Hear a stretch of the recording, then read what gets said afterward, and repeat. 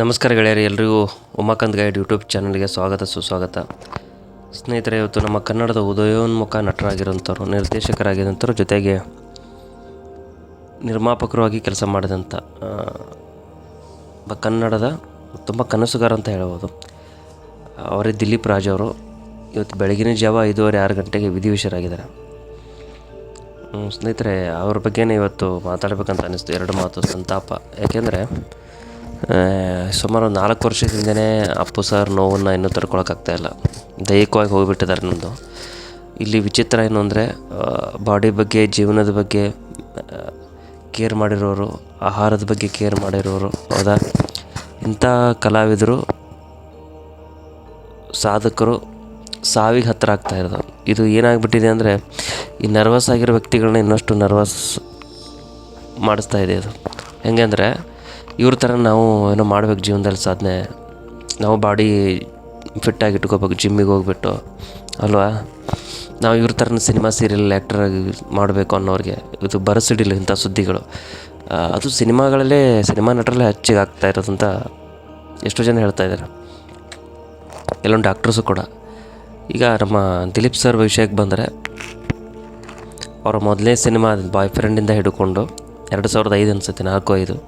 ಇತ್ತೀಚೆಗೆ ಅವ್ರು ಮಾಡಿದಂಥ ಇವು 2023-26 ಲವ್ ಮಾಕ್ಟೇಲ್ 3ವರೆಗೂ ಅದ್ಭುತ ಕಲಾವಿದರೇ ಕೆಲಸ ಮಾಡಿದ್ದಾರೆ. ಸೊ ಜೊತೆಗೆ ಸಕಲ ಕಲಾವಲ್ಲಭ ಅಂತ ಹೇಳ್ಬೋದು ಅವರು. ನೀವು ಆರಂಭದಲ್ಲಿ ಅವ್ರು ಸೀರಿಯಲ್ ನೋಡಿರ್ಬೋದು ನೀವು, ಮಾಂಗಲ್ಯ, ರಂಗೋಲಿ, ಕುಂಕುಮ ಭಾಗ್ಯ, ಇನ್ನೂ ಸಾಕಷ್ಟು ಧಾರಾವಾಹಿಗಳು, ಹೌದಾ. ಇಂಥ ಸೀರಿಯಲ್ನಲ್ಲಿ ಮಾಡ್ತಿದ್ದಂಥ ಕಲಾವಿದರು ಜೊತೆಗೆ ಹಾರ್ಡ್ ವರ್ಕಿಂದ ನಿರ್ದೇಶಕರಾದರು, ನಿರ್ಮಾಪಕರು ಕೂಡ ಆದರು, ಅನ್ನದಾತರು, ಹೌದಾ. ಅನ್ನದಾತರು ಆಗಿ ಸಾಕಷ್ಟು ಕಲಾವಿದರನ್ನು ಬೆಳೆಸಿದಂಥ ದಿಲೀಪ್ ಸರು ಈಗ ವಿಧಿವಶರಾಗಿದ್ದಾರೆ ದೈಹಿಕವಾಗಿ. ಸೊ ಅವ್ರು ನಮ್ಮ ಸಿನಿಮಾಗಳ ಮುಖಾಂತರ ಜೀವಿಸ್ತಿರ್ತಾರೆ, ಪ್ರೊಡ್ಯೂಸರ್ ಆಗಿ ಅನ್ನ ಕೊಟ್ಟ ಅನ್ನದಾತರಾಗಿ ಜೀವಿಸ್ತಿರ್ಬೋದು. ಆದರೆ ಇನ್ನು ಮುಂದೆ ಅವರು ದೈಹಿಕವಾಗಿರಲ್ಲ. ಇದೇನಾಗ್ಬಿಡ್ತು, ಇನ್ನು ಅವರ ಬದುಕಿಗೆ ಇನ್ನೂ ಎಷ್ಟೋ ಅವರು ಕನಸುಗಳು, ಇನ್ನೂ ಏನೇನು ಮಾಡ್ಬೇಕಂತ ಇಟ್ಕೊಂಡಿದ್ರು ಗೊತ್ತಿಲ್ಲ.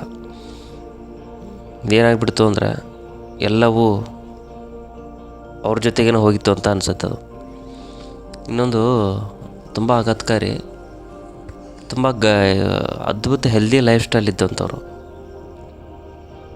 ಜಿಮ್ಮು, ವರ್ಕೌಟು, ಹೌದಾ, ಯೋಗ ಇದೆಲ್ಲ ಮಾಡ್ತಿದ್ರು ಅಂತ ನಾವು ಈಗ ಸುದ್ದಿ ಬರ್ತಾಯಿದೆ, ಕೇಳ್ತಾಯಿದ್ದೀವಿ, ನೋಡ್ತಾಯಿದ್ದೀವಿ. ಇಷ್ಟೆಲ್ಲ ಇದ್ದಂಥ ದಿಲೀಪ್ ಸರ್ ಒಂದು ಸಣ್ಣ ಹಾರ್ಟ್ ಅಟ್ಯಾಕಿಂದ, ಹೃದಯ ಸ್ತಂಭನ ಅಂತ ಕರಿತೀವಲ್ಲ, ಡಾಕ್ಟ್ರು ಹೇಳ್ತಾಯಿದ್ರು, ಆಹಾರದಲ್ಲಿ ಎಷ್ಟು ಗಟ್ಟಿಯಾಗಿರೋಂಥ ವ್ಯಕ್ತಿ ಆದರೂ ಕೂಡ ಆಹಾರದಲ್ಲಿ ವ್ಯತ್ಯಾಸ ಆದರೆ ಈ ಥರ ಆಗುತ್ತೆ. ಅಥವಾ ಅವ್ರ ಜಿನ್ನು, ಅವ್ರ ರಕ್ತ, ಅವರ ಫ್ಯಾಮಿಲಿಯಲ್ಲಿ ಅವ್ರ ತಾತ ಮುತ್ತಾತಂದ್ರಾಗಿರ್ಬೋದು, ತಾಯಿದಾಗಿರ್ಬೋದು, ಸೊ ಆ ರಕ್ತಗಳಲ್ಲಿ ಏನೋ ಸ್ವಲ್ಪ ಅಂಶ ಅದು ಬಂದರೆ ಅವ್ರು ಎಷ್ಟೇ ಗಟ್ಟಿಯಾಗಿದ್ದರೂ ಕೂಡ ಈ ಥರ ಆಗೇ ಆಗುತ್ತೆ ಅವ್ರಿಗೆ ಅಂತ ಹೇಳ್ತಾರೆ. ಇದು ಏನೇ ಆಗಿರಲಿ, ಅದು ತಾಯಿ ತಂದೆಯಿಂದಾದರೂ ಬರಲಿ, ಇವರ ಫುಡ್ ಹ್ಯಾಬಿಟ್ಟಿಂದ ಹೀಗಾಗಿರಲಿ. ಆದರೆ ಈ ಹಾರ್ಟ್ ಅಟ್ಯಾಕ್ ಅನ್ನೋದು ನೋಡಿ, ಒಬ್ಬ ಮನುಷ್ಯನ ಎಷ್ಟು ಸಲೀಸಾಗಿ ಹೇಳ್ಕೊಂಬಿಡುತ್ತೆ, ಕಲ್ಲು ಥರ ಇರೋರನ್ನ, ಹೌದಾ. ಬಾಡಿ ಬಿಲ್ಡ್ ಆಗಿರೋಂಥವ್ರು, ಸುಂದರವಾಗಿರೋಂಥವ್ರು, ಒಳ್ಳೊಳ್ಳೆ ವಿಚಾರ ಆಗಿರೋಂಥವ್ರು ನೋಡಿ, ಇವ್ರಿಗೆ ಸ್ಟ್ರೆಸ್ ಇರಲ್ಲ, ಕ್ರಿಯೇಟಿವ್ ಆಗಿ ಇರ್ತಾರೆ.